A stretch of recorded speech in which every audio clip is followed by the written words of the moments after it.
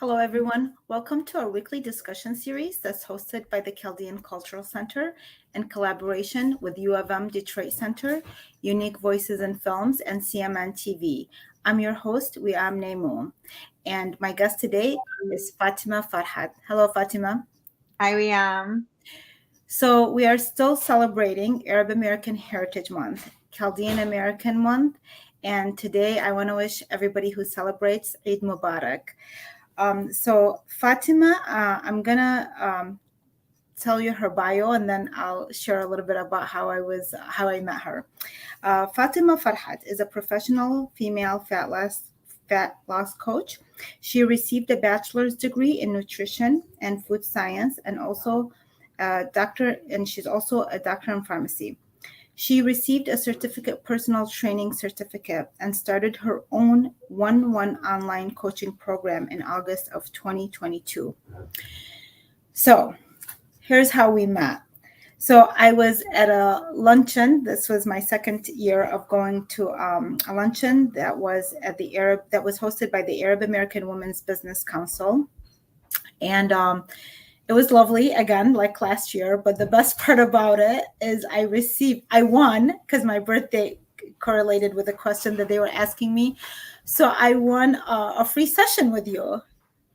And honestly, this was like one of the best things that has happened for quite a while because for most of my life, I had been a certain weight. And then even after I had my first child, after my second child, I gained there was these couple of pounds that just would not go away. And for me, it wasn't even about the pounds, but it was about the fact that I wanted to be like healthier and to be more aware of my calorie intake and my exercise. And working with you has been incredible. But before I go into that, because I felt like a lot of our relationship and your techniques dealt with how as a Middle Eastern woman, I felt like it kind of was tailored to my needs. Sorry, there's some background, but I felt like a lot of it was tailored to my needs. So before we get involved in that, talk about that, I want to know a little bit if you tell us about your ethnic and cultural origins and heritage, so we can see how you ended up getting into this field.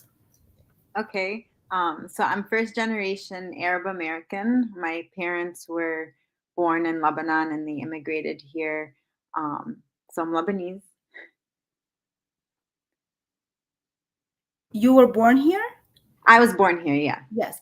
And have you ever had the opportunity to visit Lebanon? The last time I went was in 2001. It's been a long Oh, time. it's been a long time. Do you Yeah. remember it? You're kind of young. You probably do you I remember do. I do remember. I was around 11 years old, but I have a very good memory and just like the moments we created there, they're memorable. So I'm grateful that I did go. And God willing, I'll visit probably this year or next year. So, what was it like growing up as an Arab American in Michigan, and how did that influence your career choice? So growing up as an Arab American, there was like, especially first generation, since our parents like came here to have like better opportunities for themselves and their families. There was a lot of pressure on those kids, like my age group, to go to school, become successful people. And at that time, it was either you're going to be a doctor, a dentist, a pharmacist, a lawyer, and I chose pharmacy because my dad's sister back home is a pharmacist, and I always like loved how it was like flexible for women, and so I just stuck with that, and I just became a pharmacist, went to school for it, and then it wasn't until I became a mother where I wanted to like switch career paths and try something different, to impact other people's lives. And that's when I got certified to be a personal trainer and got into fat loss coaching. So, Fatima, but before you got involved in that, what specifically led you to? what inspired you to do that, where you felt like you wanted to help motivate people or help them have a better lifestyle? Was there any particular incident, or what did you see over time that led you into that path? Okay. Um, so over time, I was heavier when I was a kid. I think just being Arabic, we love food. So growing up, my mom personally never really put limits on us eating. They always loved us to just eat. Like you had to eat. And if you didn't eat, there was something wrong with you. And we had to make sure like all of our food was eaten on the plate, even though it was like way more than what we needed. So growing up, I wasn't really aware of like what being healthy is, and we were active always because you're kids, and then in high school you get active with sports.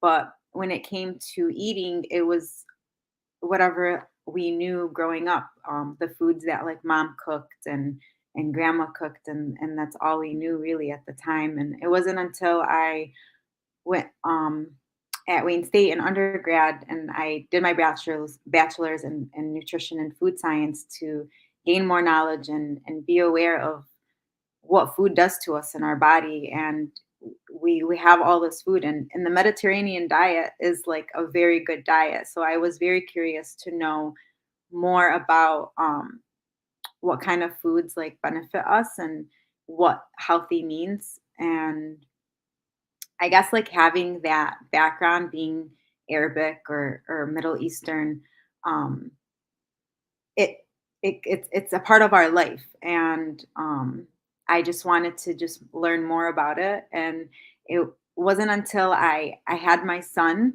and because of the cultural norms of the mom just had a baby, and it's like, or even when we're pregnant, it's like eat for two people. Um and gaining all that weight, I realized I really didn't need to eat as much as I ate, because after I had him, there was like a lot to lose. I had like 70 pounds to lose. So after like being frustrated in my own journey, trying everything, I was breastfeeding. So I wanted to make sure I was eating enough. And there's like stigmas behind having more calories because you're breastfeeding. And I was struggling with trying to like lose weight and breastfeed all at the same time, and like learn what foods to eat. And until I invested in a coach and learned all the secrets to how simple it is to lose fat, and I was still breastfeeding and I got stronger, um, all at the same time. And I think like having that Middle Eastern background kind of like shaped it in a way, because it came easy for me, really, just from using the foods we already ate, but just learning like how much to eat, when to eat, and making it a part of my life. It really motivated me to like want to share it to my community. Well, and when you were saying about our culture, it's true that there's so much, we lean a lot, and food is a big part of our culture. And so we don't just like to consume the food, but also when we have guests over, it's like insulting if the guest doesn't eat.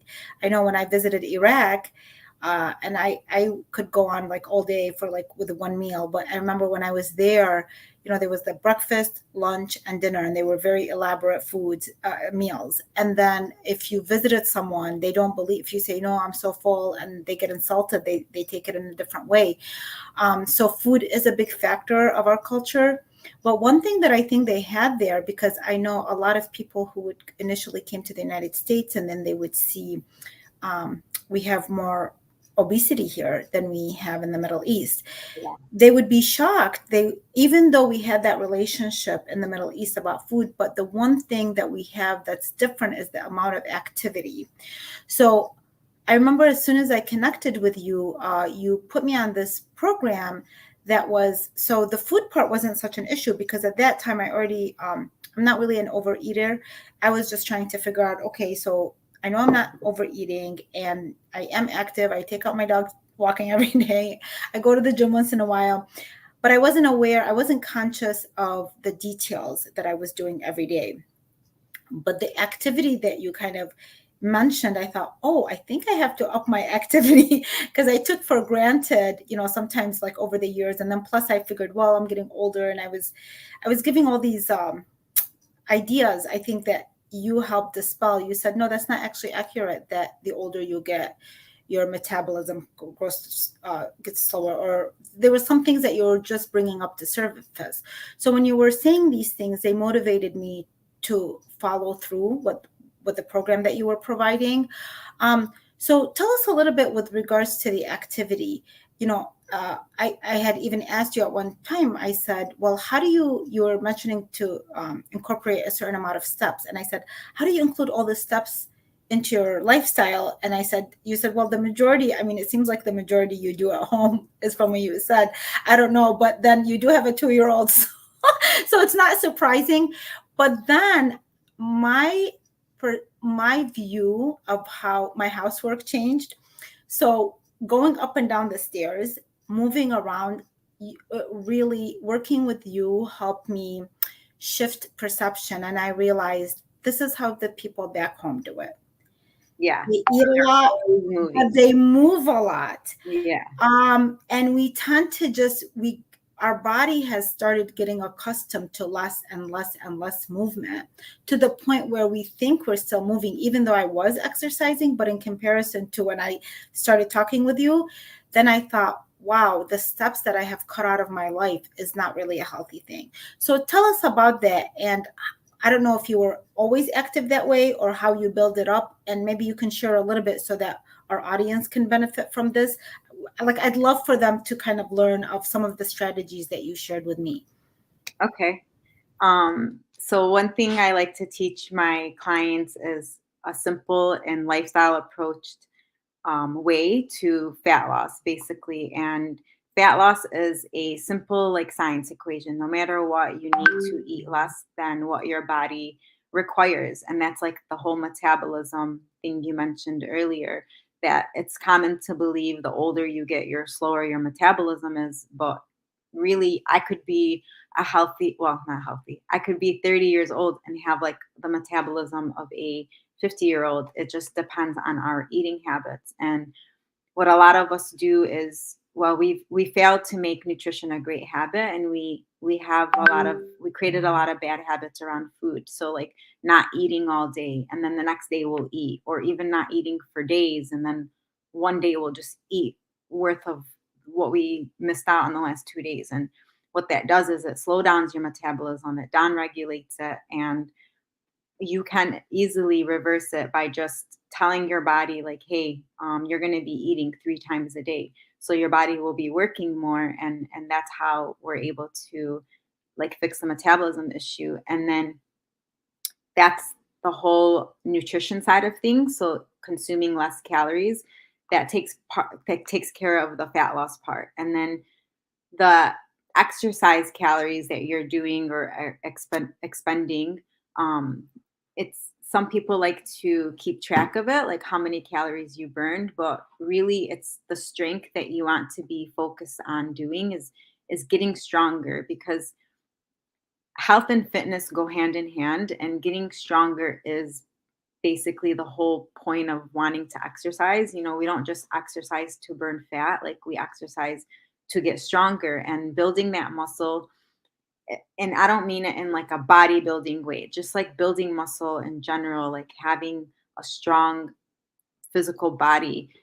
It not only makes you mentally strong, but it prepares you for your future. So if you want to be independent for as long as you can, and want to continue to have good posture, and want to have the energy to keep up with your kids and your grandkids, hopefully, and your nieces and nephews when you're older, like training and being stronger and getting stronger, is that's what's going to help you achieve, or it's going to help you achieve those results that you want in the future. And so that's why I create like really simple. It's, I guess, like social media really took over with misleading advice around like training and certain exercises to do. And I really keep it simple. So that way you are only being in the gym like 3 times a day, and you will have more time to be with your kids and more time to socialize with your friends and family. And it really only does take 3 days a week in the gym, depending on the quality of work and effort you're putting into it. Um, that's what's going to help you get stronger. And the more consistent you are, the more stronger you will get. And then as far as like the step side of things, cardio was actually a a big thing. It's still a big thing on social media, like to do a certain amount of cardio to lose weight. But really, walking is like the best form of cardio. It's what our body naturally likes to do. It's not too taxing on our body and our joints. And it's just an easier way to incorporate that extra energy that we expend.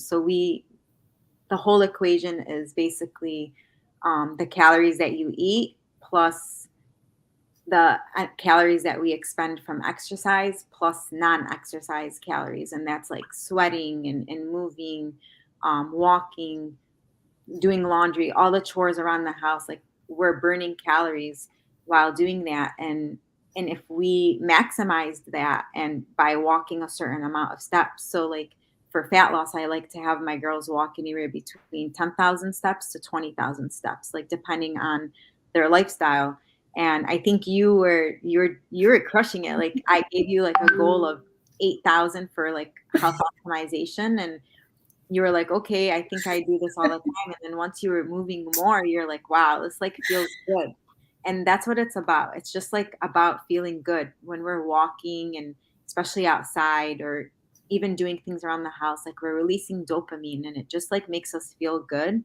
And that's, I mean, what better feeling is there to get than I feel mean, strong? so I ended up thanks to you. So I even I was laughing because we were trying to find for me how to count everything, and I always walk around. I still walk around with this, and I've had till now it's like what 18 or something.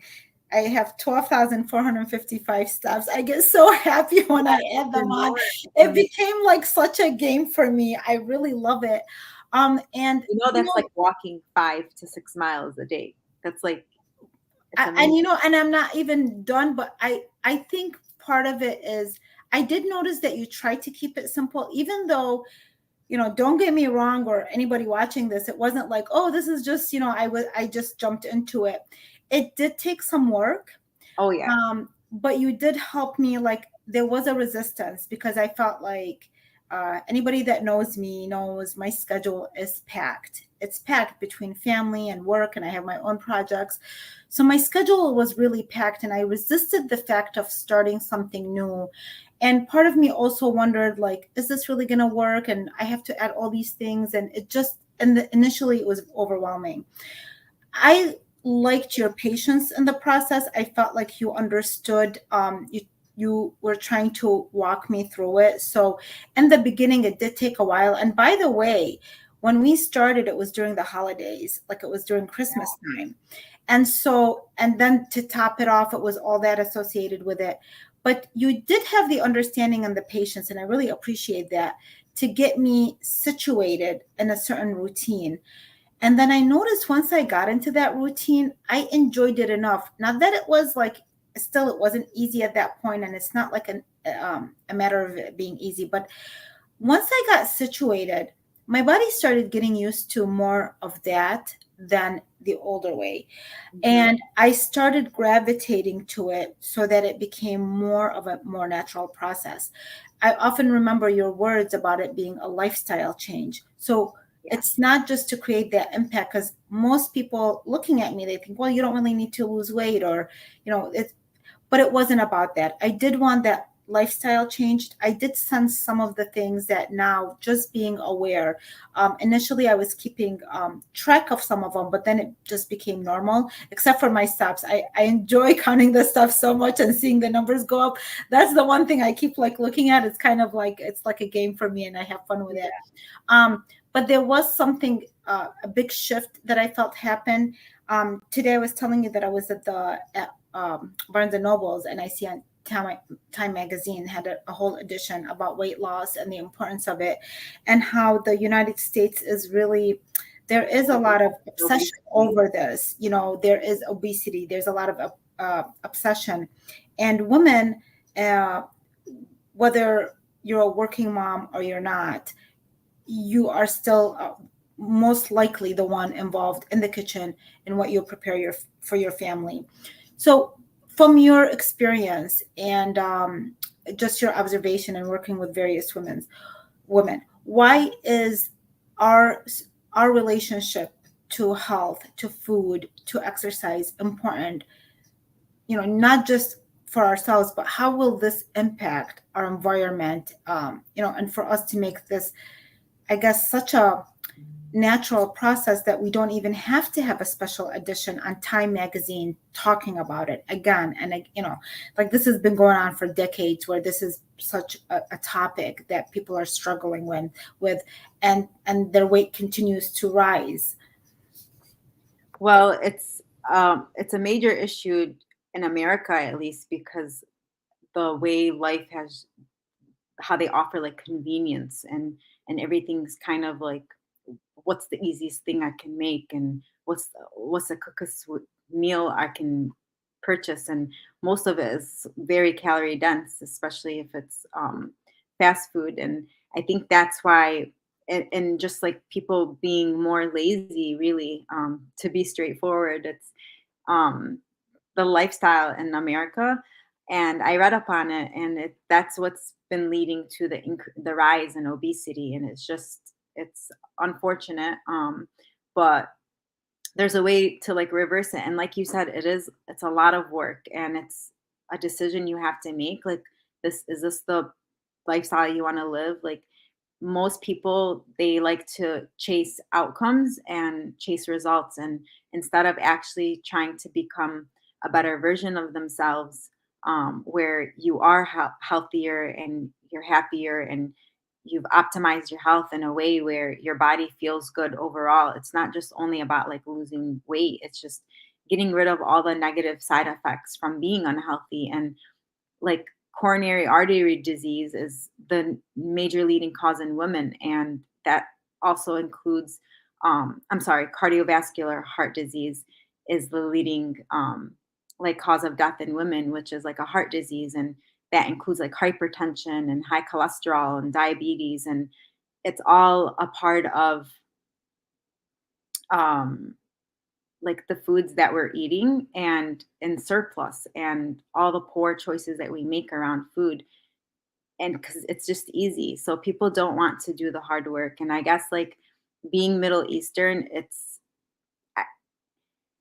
it puts us in a position where it's whatever we like, convenience. We do so much, especially as moms, like whatever is easy for us, like, let's pop in some chicken nuggets in the toaster oven for the kids. And sometimes it works, and sometimes it's, if you keep adding onto it, it leads to an unhealthy lifestyle. So the mom is the person who holds the house together, and we are most of the time creating the meals for the family. And when mama is happy and eating good, like, the whole family is happy and eating good. And I think it's very important, especially for our kids, like, to learn how to build like those healthy habits. Like, I started my son, I started weaning him off the bottle and feeding him like around 5 to 6 months. And alhamdulillah, like, now I'm able to, he loves eating things like avocado and carrots, and he wants to eat like the foods we're eating. And it makes me like, it's very rewarding to see that, because it does, you have to put in the work for it to happen. And that's like all about building those healthy habits. And you mentioned that you started this around the holiday seasons, and not every day we have perfect days, but you knew that because you built those habits before, like, it was a skill for you to just come back into it, dial up the intensity, know what you have to do to get back into like feeling good again. And I guess that's like something that I really wanted to teach the girls. And yeah. So Fatima, I have a third. So my daughter, she's a teenager, and she loves like avocados and all the healthy foods and stuff. My 13-year-old son, not sure. I think I'm gonna send him to your house for a week, okay, to get off on some of the foods. But Everyone says they want to live with me for a month or two. yeah, I was like a boot camp for a week. But the nice thing is, once when you start shifting things, so it's not, again, like I'm not like into just. I told you from the beginning, I'm not. My issues were not the junk food and all this. We don't. We'll have them just so we're not depriving our kids or anything. But at the same time, there's not a lot of reliance. But the awareness that comes into it. From the beginning, you had me fill out a questionnaire that I felt like had so much spiritual components to it that really made me look within and make decisions just wiser. This is what this is really about. I think when you ask the questions that you asked in the beginning, just filling it out. The vision setting exercise. Yes, Yeah. that's what it was called. So when I sat down and filled that out, and I think when you do things like that and you do it with full intent and you're not just like, oh, okay, whatever. No, I really put myself, I realized that you're asking very smart questions and that you had put a lot of thought into this. So I put my heart and my intention into it. And I realized that, yes, I'm fairly doing the healthy things, but it doesn't mean I want to go on a deeper level, and I want this to be impactful for myself and for long term and for my children. And so answering those questions has helped me make so many shifts in my house regarding how I cook and how I, even if I don't want certain foods in my home, just to come and approach it in a different way. So not, rather than just say no, we're not having this because it's not healthy, have a different conversation just by not even having a conversation, just switching the things around. Because I feel like that's the relationship that happened between you and I. It just did not feel like um, sometimes we get so overwhelmed with anything new. We're very busy. It's just, this is the generation that we live in. This is just life is busy, and you get pulled in different directions, and you want to enjoy your life. You don't want to feel like everything is about work. So there, the resistance was from there, but I think your approach was very helpful. And for me, again, I've had a coach before, but like a gym coach, and it was just really about the intensity, and I didn't feel like it went into my lifestyle. Mhm. In this case, what happened, there was a lot of accountability, because you would have this program, but at the end of the day, I'm the one that had to get myself into the gym. I even started a routine, as I had mentioned to you, with my daughter, which still continues, by the way. So her and It's I amazing. still, yes, a lot of the things that you have taught have still continued. I was at the gym with her yesterday. And so I liked how you did that, and I felt it was very appropriate for women, and especially Middle Eastern women, because we have an a more intimate, more private way of dealing with things that is not just about being at the gym. It has to be. I mean, what you do just applies to everybody, but it's very important that it's incorporates your whole entire life. So I mean, I would like, by the way, before we forget, because I know we have a couple of minutes, and you can mention it at the end. But how can people connect with you, who want to find out more how to get involved with your Yeah, work? my Instagram page, they can send me a message. It's instagram.com/ Dr. Fatimah Farhat, or you can send me an email to bodybyfatimah@gmail.com. Bodybyfatma@gmail.com. Okay, and then when we can include that in the YouTube channel that it's going to go on our social media. Yeah, so I did appreciate the techniques and the approach that you have. And I'm wondering, given that what we just all shared, I know that you're a wife, you're a mother, and and you work. How do you yourself balance all of this, and where do you see yourself 5 years from now? Okay. So honestly, I still work full time as a pharmacist, and like you said, I'm a new mom, and I'm a wife, and I'm a sister, I'm a friend. We're all those things, or I'm all those things, and I really just make the time. We're never really free. I guess, like, sometimes people are just like, "Oh, are you free to do this?" And it's like never really free. But I make the time. I really do. I find the time to prioritize myself. Um, like after I had my son, I'm gonna like confess something. Like I really experienced the those baby blues that everyone talked about, and you kind of like lose yourself. And that's something I learned about motherhood. I guess it just happens. There's no control over it. Like it just becomes a part of like you bonding with the baby and just like adapting to this new life of having a baby. And somewhere along the way, like you lose a little bit of yourself. And I guess like using health and fitness was an anchor for me, like when I started my journey, and I really wanted to keep true to that, and it really helped me come out of that funk that I was in, and I all I had to do was just do the things, and that's how I just balance it. I go to the gym when my son is sleeping, so I have mom guilt still, so I don't feel guilty that I'm not spending time with him when I am home from work. So I either train early in the morning or train at night. Either way, I find 3 days out of the week where I can get those sessions in. And my sessions are really simple. They're 30 to 40 minutes. And if I can sit on my phone for 30 to 40 minutes at home on the like just doing nothing scrolling, like I can get myself to go to the gym. So it's really just a mindset shift, and I guess you find a way to make it work with your lifestyle. And that's I do like an exercise with my clients, like a 24-hour focus exercise, and we go through their days like 24 hours at a time, and that's because really that's all we have, and we're never really guaranteed tomorrow. And that's how I like to look at things: is what can I execute in the next 24 hours, like what's going to help me grow, what is essential for me to get done. So I use that tool also to help me like balance my work and home life. A lot of notes in the notes app on the iPhone. But and then in 5 years, I see myself, hopefully still living my best life, traveling with my family, hopefully have like another kid or two, God willing, and really like have life transforming testimonials from at least 30 girls, and just continue to change lives and have an impact on women, especially from my community and outside of it. Um, and yeah, like any way I can help anyone is really where I see myself. Fatima, that's so beautiful. You are very inspiring. And I think what the message, by living the way that you are living, the message is we all have 24 hours. We don't, you and I, nobody has more or less. We have 24 hours a day, and it's how do we use them?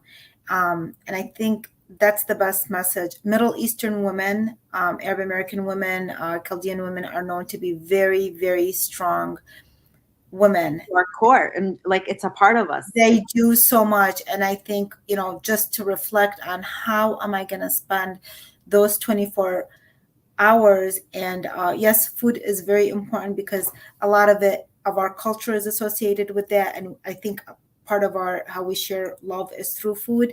But also, that moderation and everything is very important. And we need to be realistically, we need to create healthier homes, healthier situations, while continuing our traditions of cooking. And we Yeah, can of do course. both.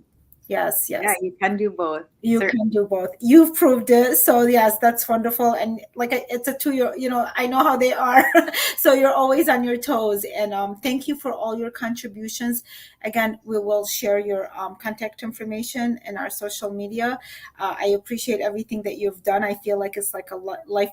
I'm going to be use it for the rest of my life. Like you got me on a, I mean, I was always involved in this and being healthy and everything, but you got me back in a situation that is going to serve me for the rest of my life. Thank you very much. It's my pleasure. I'm really grateful for the opportunity of connecting with you and helping me actually talk about my story. And I really appreciate that as well. Yes, it's very important. I'm sure our audience has learned from this. And thank you, everybody, for watching. Have a wonderful night. Bye Thank bye. you.